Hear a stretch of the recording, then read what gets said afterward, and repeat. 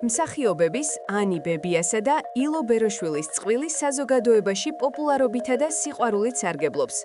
ისინი ოფიციალურად დაქორწინებული არ არიან, თუმცა, როგორც თავად ამბობენ, ეს ფაქტი ხელს არ უშლით, რომ ბედნიერი და სრულყოფილი ოჯახი ჰქონდეთ. ანი ბებია პირველად რეჟისორ კახი ხუციშვილზე იყო დაქორწინებული. ერთხელ გოგა პიპინაშვილის სპექტაკლში მონაწილეობდი. კახი გოგასთან დადიოდა და იქ გავიცანით ერთმანეთი, იხსენებდა მსახიობი ერთ-ერთ ინტერვიუში. ანის მეორე მეუღლე მსახიობი ილო ბეროშვილია. მეც, როგორც ბევრი სხვა, ილოს ეკრანიდან ვიცნობდი.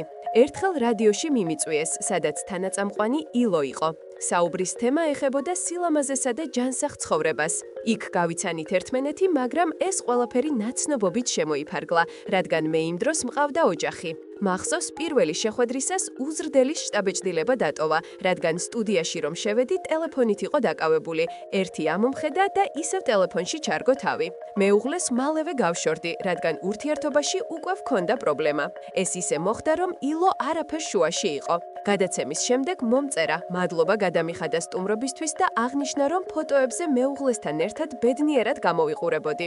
ამის მერე ძალიან ჩვეულებრივი მეგობრული ურთიერთობა გაგრძელდა, როგორიც შეიძლება კარგ ნაცნობთან ჰქონდეს.